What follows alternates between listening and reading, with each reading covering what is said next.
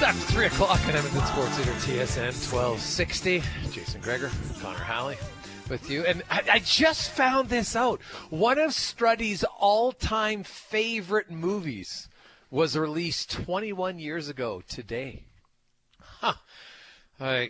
Probably that's how many times he's watched that show. It's one that people don't know, but it's one of Struddy's favorite movies. Struddy, is that why you're in such a good mood today? Welcome back. How you doing? Well, I'm really good. Thank you. No, I'm in a good mood. But which movie? Which 21 years ago? Can't be Princess Bride, can it? It's got to be. No, it's not Princess Bride, Struddy. It's one that I remember one of the first times I was ever at your house, and you tried to get me to watch this movie, and I was like, "Are you joking right now?" I couldn't believe it, so I politely passed. But and that's fine. Everybody has different movies that they like for different reasons. And I know you're a big fan of Kirsten Dunst, right? And Gabrielle Union. Of course, they were key players in Bring It On, one of your all-time favorite classics, the cheerleading movie. Cheerleader. I think I've actually watched that one before, but I don't know. I know you watch it. It's terrible. Yeah, well, hold on. What? Bring It On? Bring It On? I think, let's see. I think I have watched it, actually. I know you've watched it. I do. You know what? I do. Yeah, I have. Oh, yeah, I've seen this one for sure. I think my daughter wanted to watch it. But no, I get into it like that. Glee. I've talked many times about my love for Glee. What's the other ones we were into? I like that. I like that high school stuff.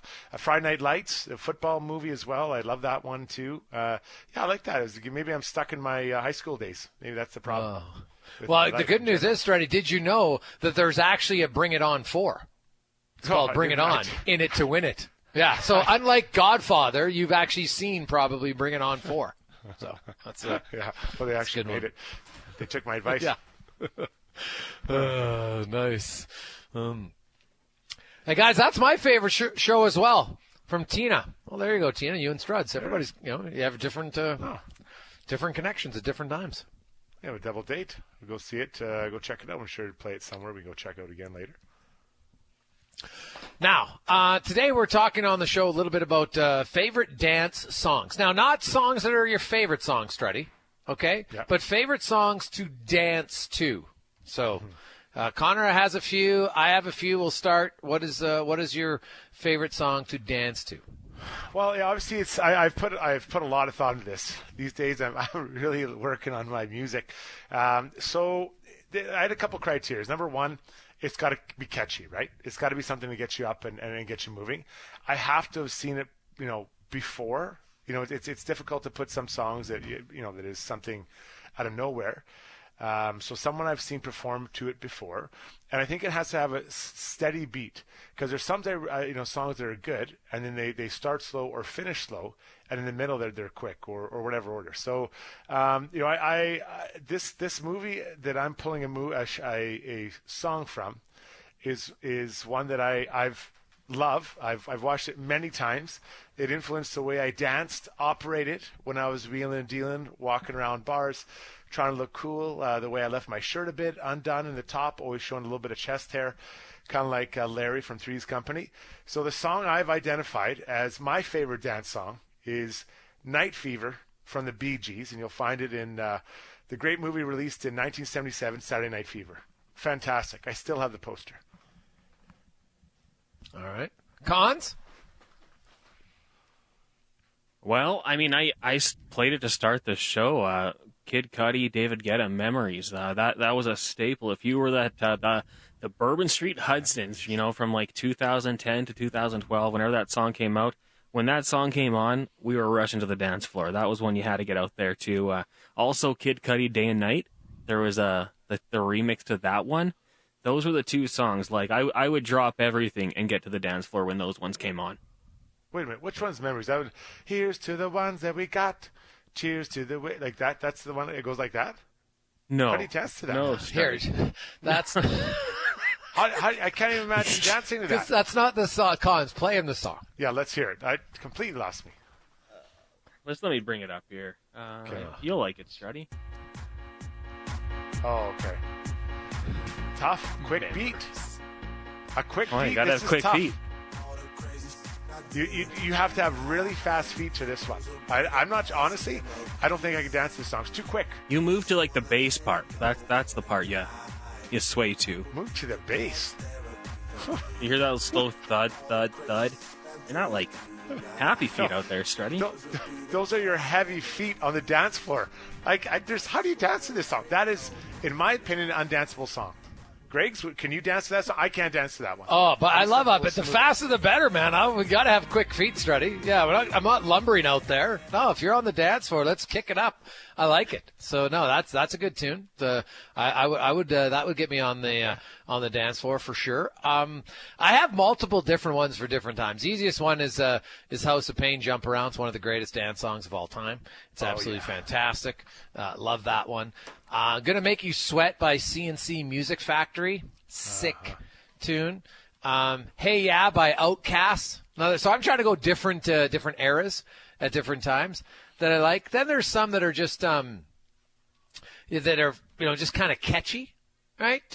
Recently, Uptown Funk from Bruno Mars and Mark Ronson. It's more so Mark Ronson featuring Bruno Mars. But if we go back to the days like The Power by Snap, oh, great song. But how do you dance to that one? Goose Loonies. Tough, oh yeah, well, buddy, dance. I was a good dancer. I could dance. I liked it. So you could dance. I'd like some soccer? techno, like some fast songs. Oh, killing it, buddy, killing it. You're a better man than me. I don't know if I can dance. Like, I need a bit of a rhythm, like a boom, boom, boom. Like not to go back to my wedding playlist, but like Rasputin. There's a steady beat there you can get in behind and get it going. So maybe I'm more leaning towards the disco era. That's obvious, but. Yeah, I don't know. I think you got to have a little bit of a steadier beat. That's a little too quick for me, guys. I can't get my feet moving that quick around the dance floor. What about Joy and Pain by Rob Bass? Remember that one? Pump it up, pain. Yeah. Here we go now, or something. Now here's this one just came in, and Con's going to have to look it up and get it because We Like to Party by the Venga Boys is another instant classic. Because I like the songs that just come in hard with a great intro, and now you're fired up. It just gets you rolling. It's like, as Connor said, doesn't matter where you are in the bar, you're making a beeline to get to the dance floor when the song comes on.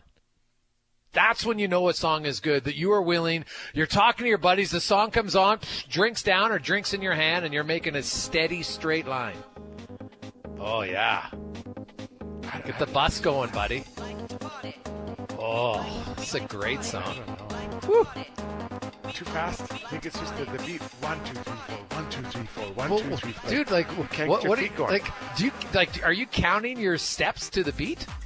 Well, sometimes you don't even have to lift your feet, Strutty. Sometimes you don't even have to lift your feet. You can just shake it, get a little hip action going on in there. It's not like I got to be stepping 1, 2, 3, and 1, 2. Strutty, what was yours? Bee Gees? It was Bee Gees' Night Fever. It's just a nice little. It's not even in the system. That's an oversight. I'll be emailing the headquarters for sure. But see, what I look at, I want to sound like I don't want to feel like I have to be pounding all over the place. I want to glide over top of the dance floor, kind of like watching oil. When you drop oil, it just slides over the cement, nice and smooth. And I'm moving around the dance floor. All of a sudden, I'm here. Now I pop up over here. It's like whack-a-mole. Where's Strutty gonna pop out of? That's the song that. That's the way I want to be remembered on the dance floor. Now, what about Sandstorm? You ever dance a Sandstorm? How fast are you, Greg? Are you doing wind sprints around the dance floor? Oh, dude, I used to come off of there just sweating bullets a few times, man. Like, you put in a good when you had the DJ who could go like 5 back-to-back tunes, man. It was like it was a workout. It was like a workout. You're in there, you're sweating. You come back, you got to chug a few waters. You're like, yeah. Like, that's the whole point of it. You got to mix it up sometimes. Whew. That was awesome. But you really got to get it going. Like, that's listen, I'm not saying they're bad songs. I'm just telling what I'm unable to do. No, that's fair. You guys are like, see, I'm more like a mid-distance runner on the down. I don't have the longevity. I don't have the short. I'm just like a medium. I do 2-3 songs and I'm out. But you're just a sprinter. Oh, dude, I could dance for. I remember one time, honestly, we were in Calgary. My buddies and I went to a game. This is, 15 years or so ago. And my buddy came over once. They literally brought me a beer to the edge of the dance floor. I think I was on the dance floor straight for an hour. It's just crushing it. Oh, it was awesome. One of the best. I had so much fun that night. And I think I just was guzzling the Coronas, just crushing them. So, and a few waters, mix it in. But yeah, I used to love dancing. It was fun. That's why I need a good nightclub, man. I need a good pick it back up for a night. I'd like to, go back in time. I love a good dance party.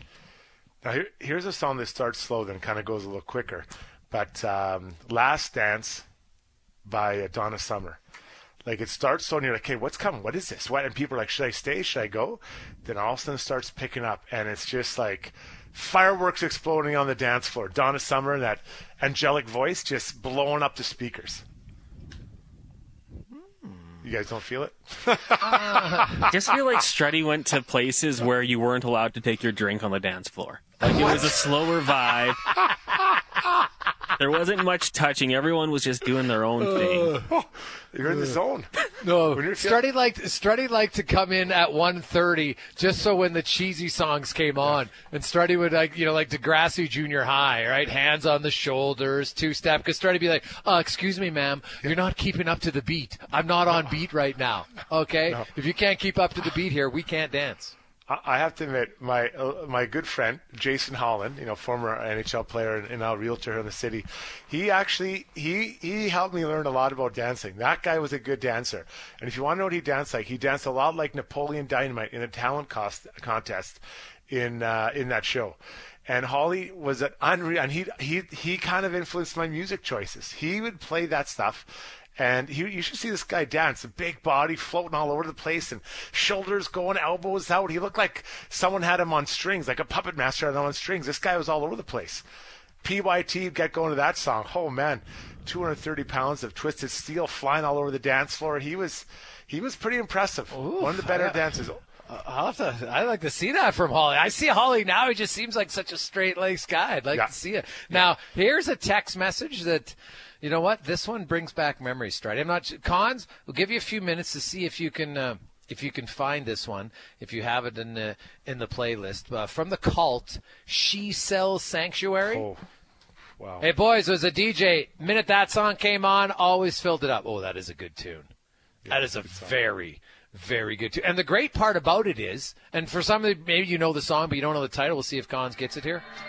Yeah, because once you hear this, now it gives you time to get to the dance floor, right? It's got a little slow start here. Now you picture yourself running, right?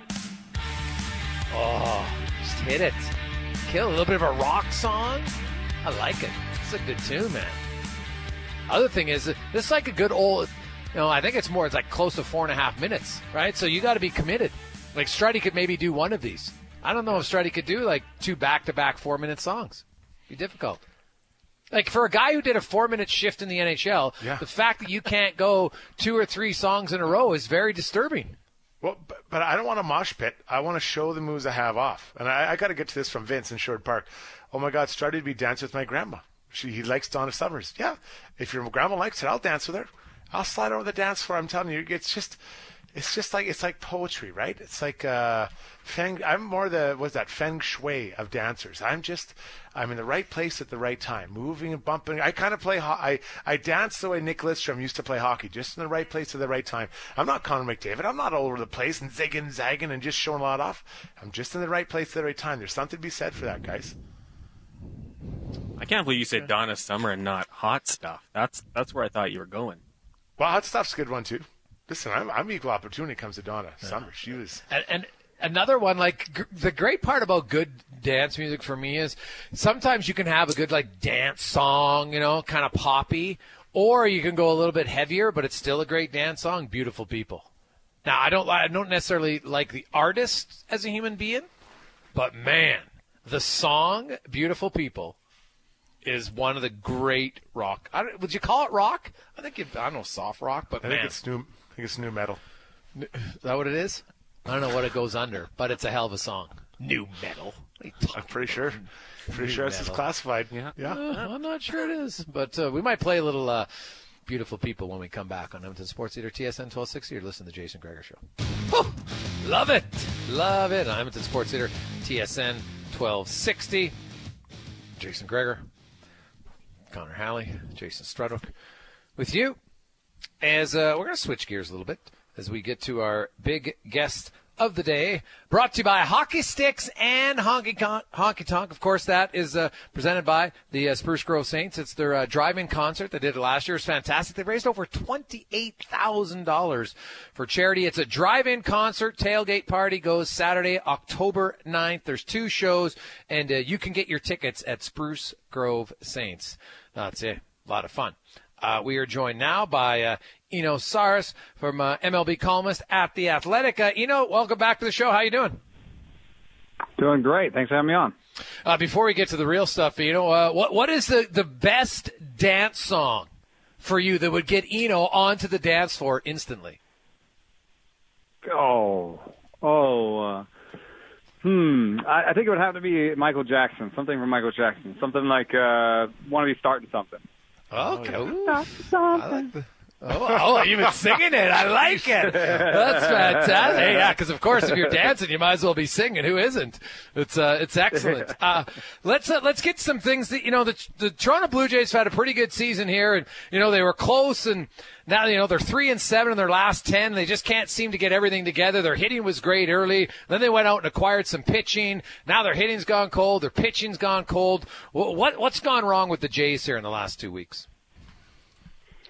Well, it's one thing. I had this number called Stuff, and I was looking at it for bullpens over the last month. And surprisingly, the Blue Jays were second overall in the big leagues in Stuff. But once you look at results, it's kind of clear that they've been a little wild. So I think the command's gone missing for some of their relievers. That's part of why they let Tyler Chatwood go, I think. And that's something that can come and go. I think it could come back. But I also believe in this. This team offensively. It is interesting to see Vladimir Guerrero's ground ball rate come back, though. Yeah, Vladdy has. He was out of this world and has slowed down. Is there something other than the ground ball rate, or is it the way that people are now maybe approaching when pitching at him that's different? Yeah, I think the league adjusted. He adjusted the league, and now the league is adjusting back to him. The good news is that he has made this big adjustment. So I feel like he can make the next adjustment that needs to be made. But the good news is he hits the ball so dang hard that even when he's hitting a few too many ground balls, some of those will be lasers through the infield. Some of those will turn into doubles anyway. And that's have patience, hit ball hard. That's a really great foundation. Yeah, very, very simple, but also very effective. Now, you've been covering baseball for quite a while, and we've never seen. I know I was looking at the numbers. I was comparing Babe Ruth, and Babe Ruth had one season where hit very well, had 29 home runs, had 15 starts as a pitcher, which is pretty good. But you look at what Shohei Ohtani's doing; it's unlike anything in a single season we've ever seen before. And I'm not sure we'll ever see it again. Like, how amazed are you by the success he's having, not only at the plate but on the mound? Yeah, and I can't pretend that I saw all of it coming. The thing that makes, I think, what he's doing different than what Babe Ruth did is today's athlete is designed especially to do things in short bursts. If you think about even starting pitchers now, come in here, throw as hard as you can for 5 innings and get out of here, and especially relievers. Everyone's throwing as close as they can to their maximum. Hitters are swinging as hard as they can so they can hit homers as often as possible. And so to have a guy come into this baseball, this Major League Baseball, and where everyone's doing everything as hard as they can all the time, and he does everything harder than everybody. I mean, here's a guy who can hit the ball 110 and can throw the ball 100. And so, at times I saw the little bit of a lack of command early on. I thought he's going to have a hard time doing that little extra refining that a full-time hitter would do or a full-time pitcher would do. And maybe the jury's still out a little bit. I know he's having such a great season. It's sort of hard to believe this, but his command isn't amazing. He strikes out a fair amount at the plate. But if he does continue to improve those things, he could actually be better at both things. So you could actually see a better season than this. So I'm just really amazed by it all. It's something I never thought I'd see. Amazing talent as well, for sure on both, pitching and batting. But, long term, where do you think the Angels and he will head? What direction will they go in? I think that if the command doesn't get a lot better, I think he may see different sort of results as a pitcher. And even this year, we've seen some fluctuation in his velocity, and we've seen sort of the injuries come and go. So I could see him having a relatively short career as a starting pitcher. I kind of doubt he's going to end up like Zach Greinke, where he's still excellent at 39 years old as a starting pitcher. So I think I don't know if this will be with the Angels. I don't know what kind of extension he'll get, but I think as he trends over time, I think he'll trend towards being kind of a shutdown reliever that also plays in the field. Which is still pretty amazing. I saw an article saying maybe leaning towards potentially being a closer. So I can see all that. And so he is only 27. Like even if he does it for 3 years, 3 years of doing both would be amazing. Yeah. No, I could see him getting to like 100 wins, 110 wins or something, and that would be 4 or 5 years of continued excellence. I guess that would be maybe more than that, but I could see him outside chance of 100 wins and like 400, 500 homers. It's hard to 500 homers. Look at Miguel Cabrera, right? That guy played forever. He's like 40 or 41, and he just got to 500 homers. So I think a really successful career for him might be. It might sound not so amazing when you put him next to Hall of Famers, but I think it would still be Hall of Fame if he got to 100 wins and like 350 homers. That would be something that hadn't been done since Babe Ruth and would be really impressive. One of the teams that the Blue Jays are competing with for most likely now the wild card spot are Seattle Mariners. They've heated up. Are you a believer in this team? It's funny, the Mariners. They don't have a good run differential, but last night their manager said, we have a stat, instead of run differential, we call it fun differential.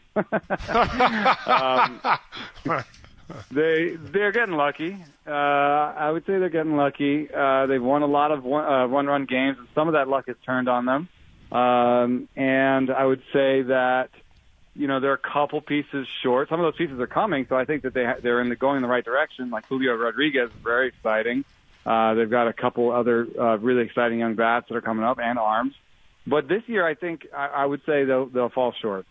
I think I've been watching the A's a lot out here. So if you're kind of circling around this wild card race, I think it will come down to the Yankees and Blue Jays and Red Sox really fighting it out for 2 spots.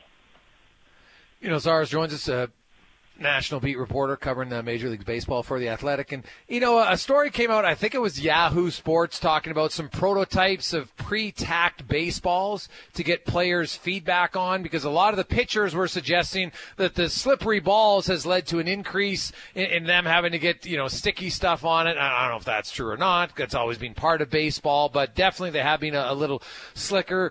What do you make of the constant change? Like, why has baseball, what's with the fascination of always having to change the ball all the time? Like, why can't they just get one set one and just make those and stay with it year after year? I 100% feel you, but I also recently watched video of them making the balls in Costa Rica, okay. and I was like, oh, that's why.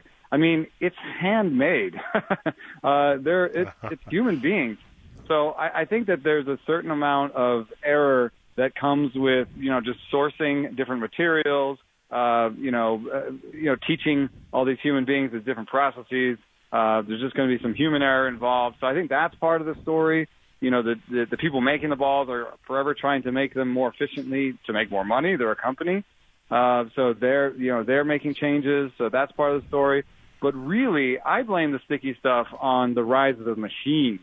Terminator style, but Rapsodo, Edgertronic, all these things that the players are pitching in front of.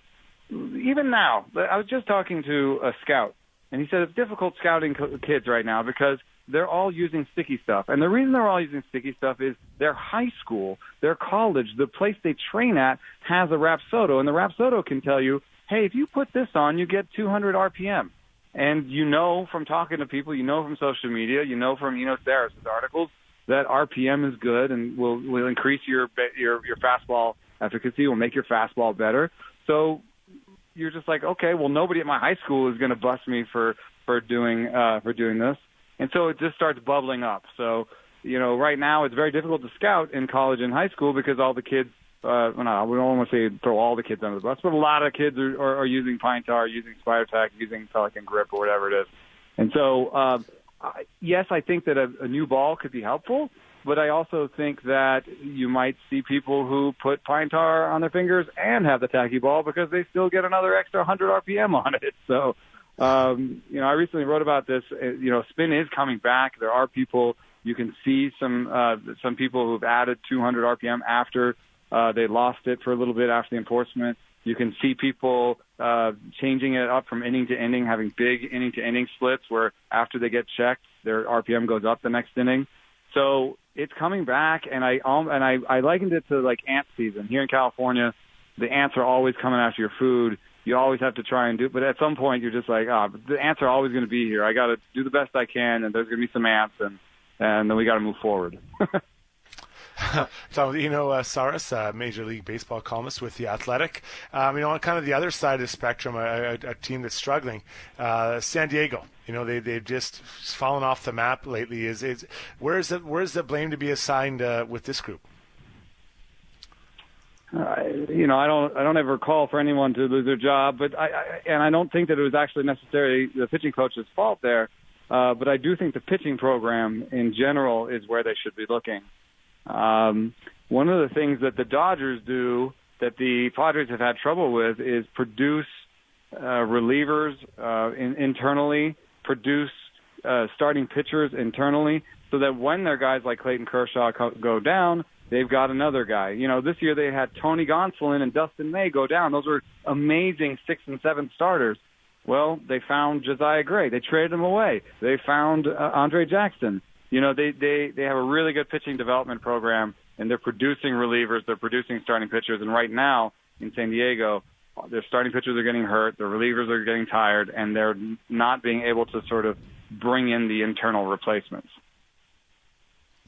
And last one, as we get into the final month of the season down the stretch, some interesting playoff races. But you look at the team, Tampa Bay, of course, 78 wins. Milwaukee has 77 wins. The Giants, of course, lead with 81, and the Dodgers 79 right in there.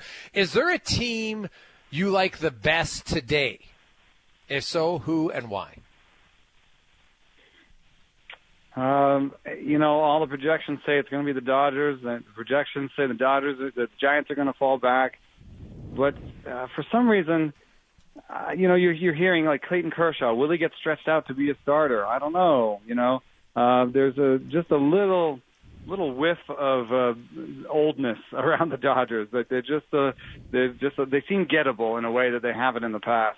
The Giants right now, they've lost a lot of guys to injury, and now they're coming back.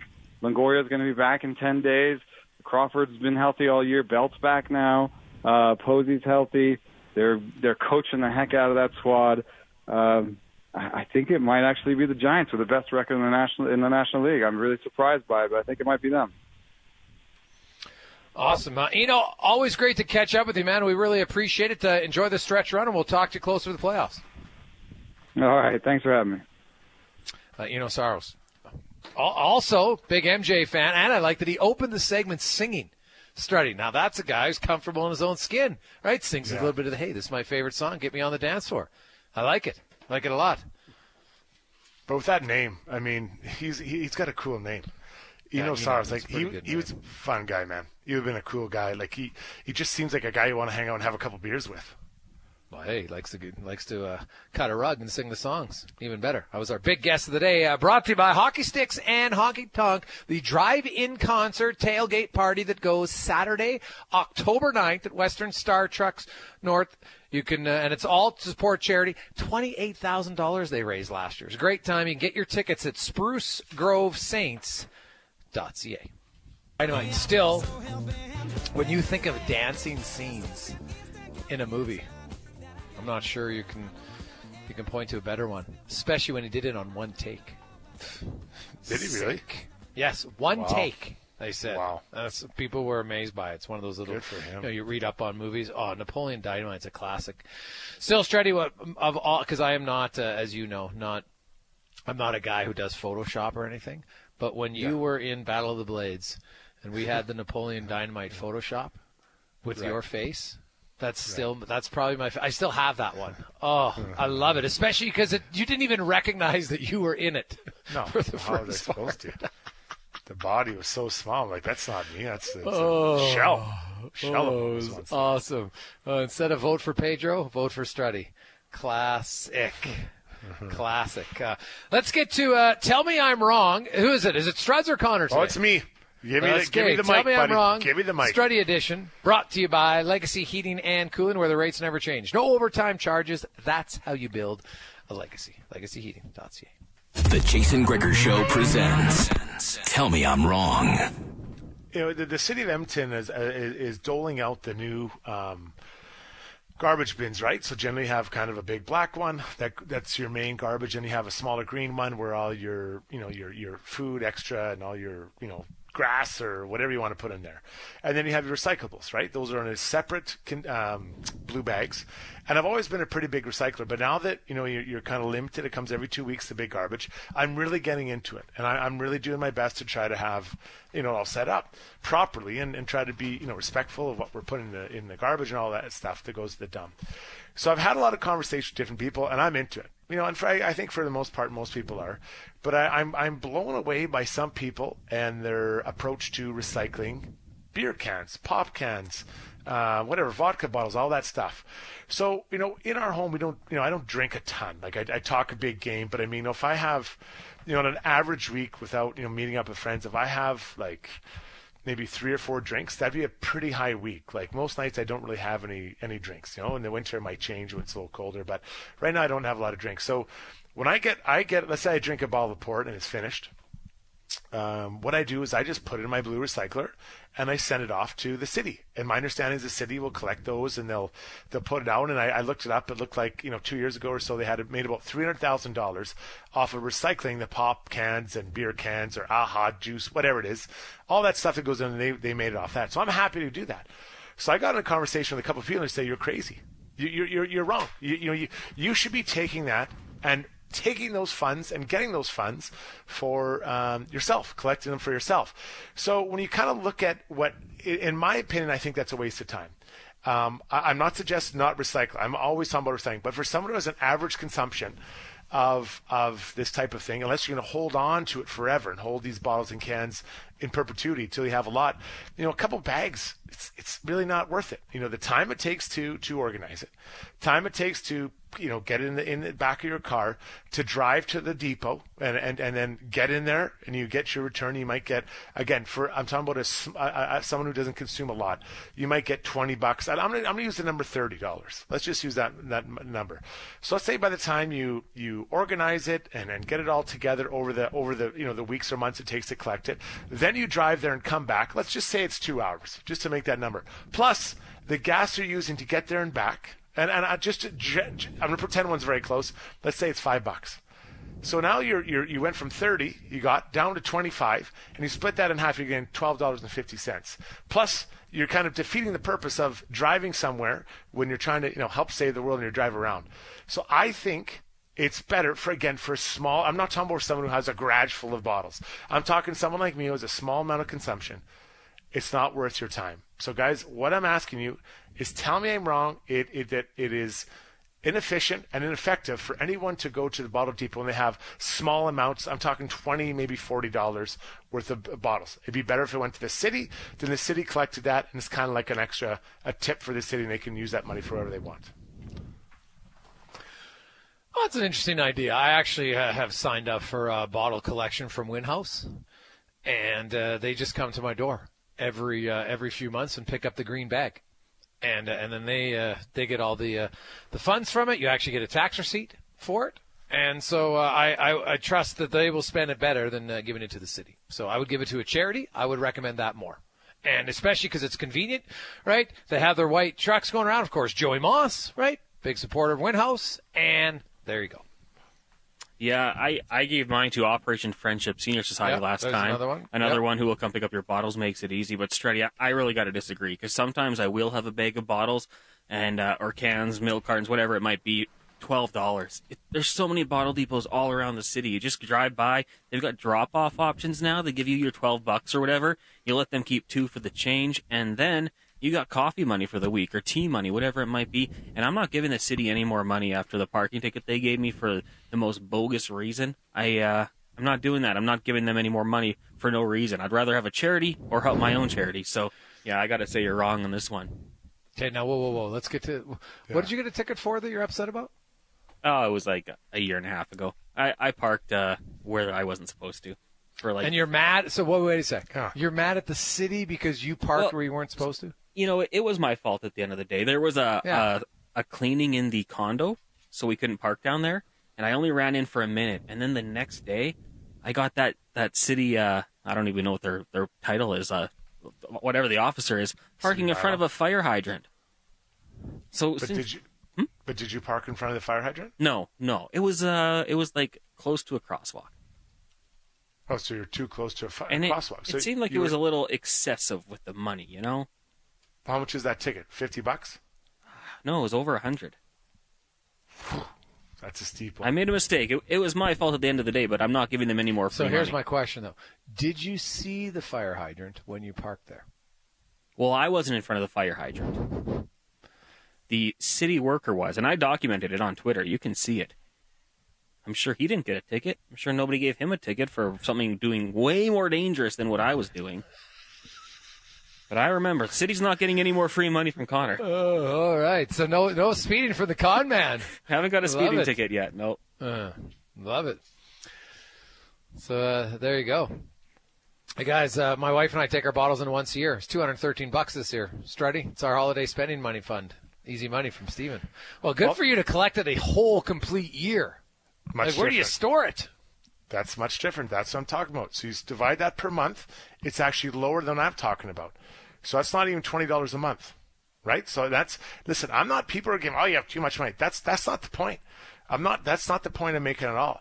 The point I'm making is it's inefficient use of your time. So you're going to collect for a year, I'll go for it. If you're going to, and a lot of people say give it to hockey teams.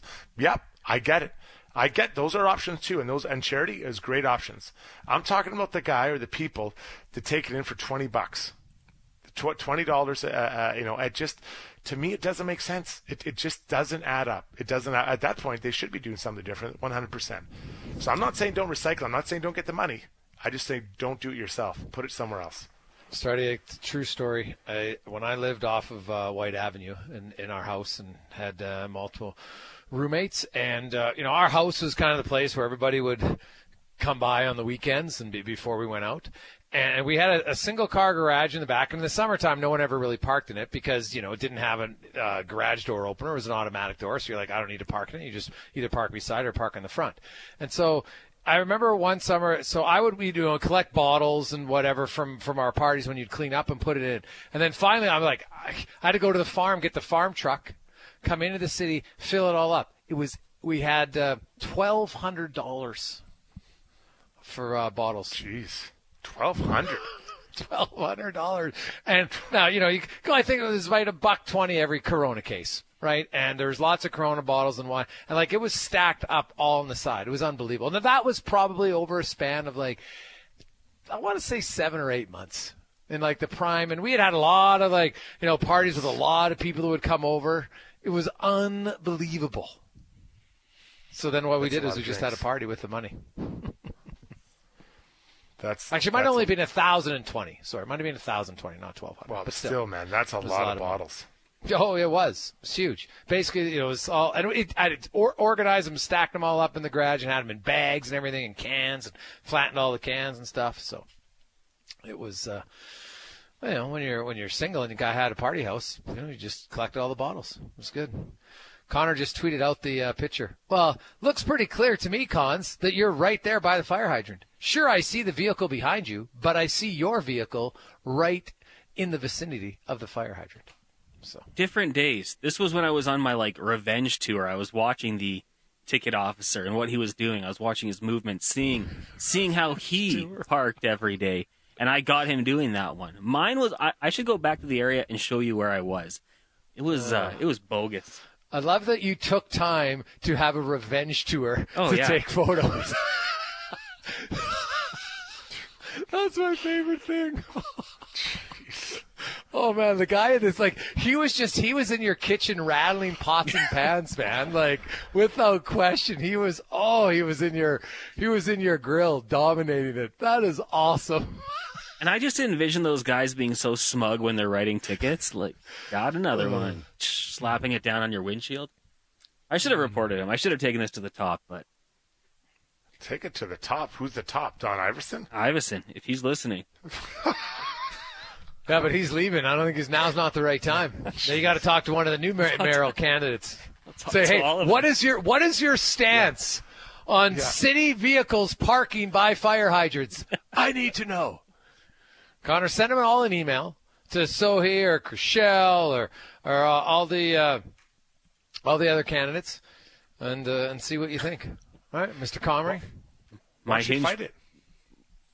Well, I was in the wrong, Strutty. At the end of the day, I know I was in the wrong. Like it said don't park. I thought I could get away with it for a couple minutes, but you got to accept it. You got to take some responsibility. I just want balance. Like I think it needs to be fair for those. You just wanted others to suffer. Yeah, your bad decision. Yeah. Exactly. Well, they would. If there's an issue, they wouldn't have been able to get around because he was parked in the wrong place. So I appreciate maybe you should go work for the city. Then you could park there. I appreciate that our bylaw officers are doing their job. Thank you for keeping us safe from guys like Connor. That's a job that. Can you imagine the people? Like, imagine we could probably get a bylaw officer on. Like, what are some of your top 5 funniest excuses you've heard from people when they try to get out of the ticket? Right, when they walk up to their car and you're clearly in the wrong, and they try to give you some excuse. Like, I can imagine the excuses they hear. Unbelievable. Oh, that would be cool if we have any. Feel free to, if you're one of those officers, let us know. Or even police officers.